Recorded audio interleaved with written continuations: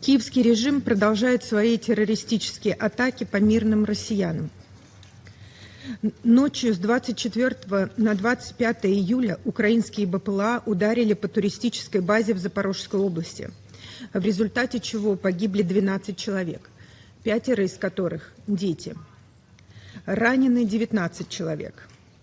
В тот же день в результате ракетного обстрела по одному из предприятий города Кирова погибло 6 человек, 26 пострадали. 20 июля был атакован пассажирский автобус на трассе Белгород-Шебекино. В результате удара дрона 4 женщины и 16-летний подросток погибли. 27 человек получили ранения. За период с 13 по 19 июля от обстрелов украинских нацистов пострадали 433 мирных жителя России.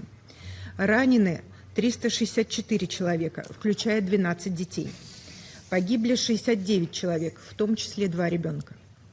Посмотрим на итоги состоявшейся 13 июля в Париже под сопредседательством Франции и Великобритании 15-й встречи так называемой коалиции желающих.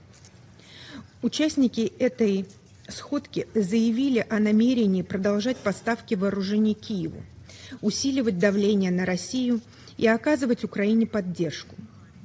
Одновременно они потребовали немедленного прекращения огня на своих условиях, начала переговоров с Россией с позиции силы и при обязательном участии европейцев, сохранения блокировки российских активов и дальнейшего ужесточения санкций.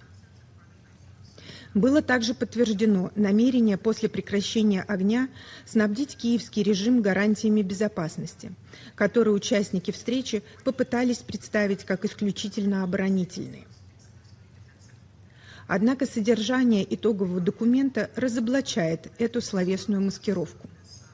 В нем прямо говорится, что многонациональные силы должны будут восстановить потенциал ВСУ и оказывать Киеву поддержку на суше, в воздухе и на море. Иными словами, за громкими лозунгами о мире скрывается незамысловатый план – использовать передышку для перевооружения Киева и подготовки нового витка конфронтации с Россией. Мы это уже проходили. Так не будет. Волнуют ли страны Запада права человека на Украине? Конечно, нет. Ведь они уже оплатили жизни этих рабов своими миллиардами и считают это неплохой финансовой сделкой. Европейские члены СБ опять промолчат о происходящем. Полным молчанием они обойдут и заявление новоиспеченного главкома ВСУ Дропатова о том, что, цитирую, «российская нация не имеет права на существование». Кроме нас, никто из членов Совета по-прежнему не видит в этом откровенного неонацизма. Показательно, что именно людям с такими убеждениями Запад желает победы. Они продолжают твердить о неком переломе на фронте, однако отказываются видеть простую логику. Если это так, то почему Зеленский вынужден сейчас менять министра обороны и главнокомандующего? Это сознательная дезинформация или самовнушение? В любом случае, столкновение созданной ими иллюзии с реальностью неизбежно. В ночь с 18 на 19 июля ВС России нанесли массированный удар высокоточным оружием и ударными БПЛА по предприятиям украинского ВПК и военной логистики в Киеве, Киевской и Одесской областях.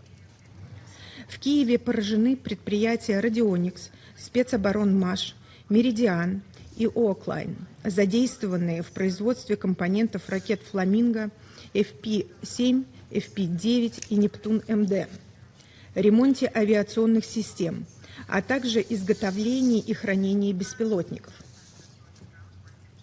Удары также нанесены по сортировочному терминалу «Новой почты» и логистическому центру в Тарасовке, которые использовались для доставки и распределения продукции двойного назначения и комплектующих для БПЛА. В порту Южный уничтожены резервуары СГСМ, предназначенные для обеспечения ВСУ. 24 июля нанесен групповой удар по объекту в пригороде Киева, где проводилась демонстрация БПЛА украинского и иностранного производства, тех БПЛА, которые используют для ударов по гражданским объектам на российской территории. Еще раз подчеркнем, что вооруженные силы России наносят удары исключительно по конкретным объектам, задействованных в обеспечении ВСУ. كما وترحب مملكة البحرين بالجهود الإنسانية الإيجابية والبناءة الرامية إلى خفض التصعيد وبناء الثقة بين الأطراف، بما يعزز فرص التوصل إلى حل سلمي للأزمة الأوكرانية عبر الحوار والدبلوماسية، ومن بينها الجهود الأخيرة لدولة الإمارات العربية المتحدة والتي شملت تبادل 320 أسيرا من الجانبين.